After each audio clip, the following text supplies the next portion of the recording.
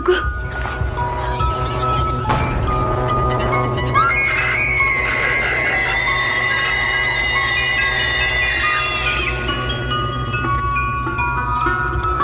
Hey guys and welcome back to your channel movie. आज हम बात करेंगे मूवी द रेड शूज़ के बारे में, जो कि बहुत ही इंटरेस्टिंग होने वाली है, तो वीडियो को एंड तक ज़रूर देखें। हाल ही में हमें बहुत सारे न्यू फैमिली मेम्बर्स मिले हैं, तो मैं आपको दिल से थैंक यू करना चाहता हूँ फॉर चूजिंग माई चैनल। तो बिना किसी देरी के मूवी स्टार्ट करते हैं। फिल्म की शुरुआत में हम एक लड़की को रेलवे स्टेशन पर अपने दोस्त का इंतज़ार करते देख पाते हैं और तभी उसे वहाँ पर एक सुंदर पिंक पैर की शू दिखती है। वो शू उसे बहुत ही पसंद आती है और वो उन्हें पहन लेती है। उसकी दोस्त जब वहाँ पर आ पहुँचती है, इन दोनों में पिंक शू को लेकर बहस हो जाती है। उसकी दोस्त आखिर में शूज़ को छीनकर खुद पहन लेती है और वहाँ से चली जाती है। रास्ते में उसे एहसास होता है जैसे कि कोई उसका पीछा कर रहा है। इससे पहले कि उसे कुछ समझ आए, एक एंटिटी उसकी ओर बढ़ती है और लड़की ज़मीन पर गिर जाती है। देखने पर उसके दोनों पैर कट चुके थे और वो लड़की दर्द से चीख पड़ती है। अब सीन एक फैमिली की ओर बढ़ती है, जिसमें हम हस्बैंड सैम, पत्नी लिली और उनकी छोटी बेटी सोनी को देखते हैं। ब्रेकफास्ट के बाद लिली अपनी बेटी सोनी को स्कूल की बस में बैठा अपने पति सैम के साथ कार में काम पर निकल पड़ती है।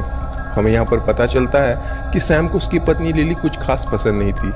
सैम अपनी पत्नी लिली से कहता है कि उसे उनकी बेटी पर ध्यान रखना चाहिए, क्योंकि वो अपनी बेटी को एक बहुत बड़ा डांसर बनाना चाहता था।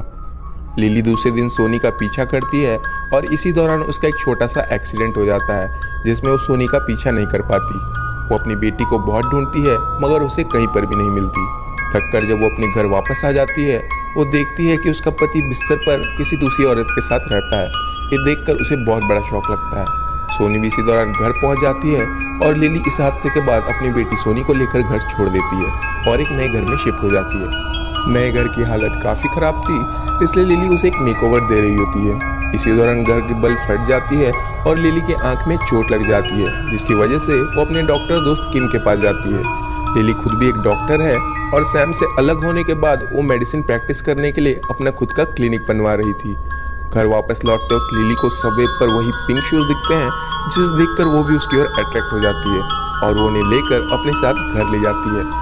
घर में वो जूते ट्राई कर रही थी एंड हमें यहाँ पर कुछ विजन दिखते हैं ऑफ ए डांसर, जो कि इन शूज़ को पहनकर डांस कर रही थी और दूर से उसे एक दूसरी डांसर जलन की भावना से देख रही थी।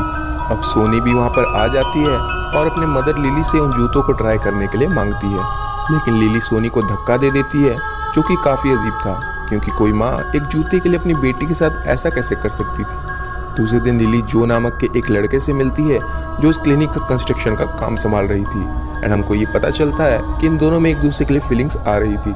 इसी दौरान सोनी घर में अकेले रहती है और उन पिंक शू को पहनकर मिरर के सामने खुश हो रही थी। नोटिस करने वाली बात ये थी कि शूज देखते ही देखती सोनी के छोटे पैरों में एग्जैक्टली फिट बैठ जाती है। रात में लिली जो को अपने घर पर डिनर के लिए बुलाती है और डिनर के दौरान सोनी अपनी माँ से नाराज़ हो जाती है कि उसने डैडी को क्यों छोड़ दिया। वो आज उनसे मिलने भी आए थे। ये सुनकर लिली बहुत ही गुस्सा हो जाती है। जो के पूछने पर लिली उससे झूठ कह देती है कि उसका उसके पति से डिवोर्स हो चुका था। डिनर के बाद जो की नज़र भी उन पिंक शूज़ की ओर पड़ती है और उसे अट्रैक्ट होने लगता है, जैसे कि उन जूतों में कुछ तो खास बात थी। वक्त ऐसे ही बीत जाता है और अब लिली की हालत बहुत ही ज़्यादा ख़राब होने लगती है, like as if she was possessed. उसे अपने सपनों में एक डेड कपल दिखाई देती है, लेकिन हद तो तब हो जाती है जब उसे उसकी बेटी सोनी के पैर कट जाने के सपने आने लगते हैं। वो इससे बहुत डर जाती है। एक दिन लिली की दोस्त डॉक्टर किम उसके घर पर आती हैं और बातों के दौरान वो भी इन पिंक शूज़ को देख लेती है और लिली से उन्हें मांगने लगती है। लिली उससे साफ साफ मना कर देती है, लेकिन किम जूतों को चुपके से पहनकर उसके घर से निकल जाती है। रास्ते में उसे किसी एंटिटी का एहसास होता है और वो जब एक बुटीक के पास पहुंचती है, उसे ग्लास के अंदर से सोनी दिखाई देती है। वो बहुत डर जाती है, लेकिन अचानक से उसे कोई अंदर खींच लेता है और कांच का एक बहुत बड़ा टुकड़ा उसके पैरों पर गिर जाता है, जिससे उसके दोनों पैर कट जाते हैं और उसकी वहीं पर मौत हो जाती है। पुलिस इस केस की इन्वेस्टिगेशन में लग जाती है और लिली को पूछताछ के लिए बुलाती है। ध्यान देने वाली बात ये थी कि वो पिंक शूज़ मर्डर साइट पर कहीं पर भी नहीं मिलते, बल्कि वो तो अपने आप ही लिली के घर पर वापस पहुंच जाते हैं। इन्वेस्टिगेशन से लिली को पता चलता है कि 60 सालों से बिल्कुल इसी तरह की और भी ढेर सारी मौतें हुई थी, जिसके बाद लिली अब और सच्चाई को अनदेखा नहीं कर पाती। घर पर उसे वो पिंक शू दिखते हैं, जिसे वो जल्दी से घर के बाहर फेंक देती है। लेकिन कुछ देर बाद वो अपनी बेटी सोनी को उन्हीं जूतों के साथ बिस्तर पर खेलते देखती है एंड बहुत ही नाराज हो जाती है। इससे पहले कि वो सोनी को डांटे, सोनी के पैरों से ढेर सारा खून बहने लगता है और ये दोनों ही बेहोश हो जाते हैं। होश आने पर वो खुद को हॉस्पिटल में पाती है और उसके हाथों में वहीं पर पिंक शूज रहते हैं, जो उसे टेरेस पर ले जाता है और उसे एक फोटो देता है जिसमें एक लड़की उन पिंक शूज के साथ खड़ी थी और ये फोटो 60 साल पुराना था। अब लिली इन जूतों के पीछे के राज को जानना चाहती थी ताकि उसे इस कर्ज से आज़ादी मिल सके। इसी तलाश में अपनी बिल्डिंग की उसी बूढ़ी औरत के पास जा पहुंचती है जो उसे हमेशा देखकर डर जाया करती थी। हमेशा की तरह इस बार भी ओल्ड लेडी उससे घबरा जाती है, लेकिन लिली के काफ़ी रिक्वेस्ट करने के बाद वो उनकी मदद करने के लिए राजी हो जाती है एंड उनसे एक स्टोरी कहती है। 60 साल पहले ये ओल्ड लेडी एक ओकी नामक के डांसर के लिए काम किया करती थी। उसकी मास्टर ओकी गायको नामक के एक दूसरे डांसर से काफ़ी जलती थी। हद तो तब हो जाती है जब गायको का बॉयफ्रेंड उसे एक सुंदर पिंक शू देता है। ओकी इसके बाद गायको से और भी जलने लगती है और उसे वो पिंक शूज किसी भी हालत में चाहिए था।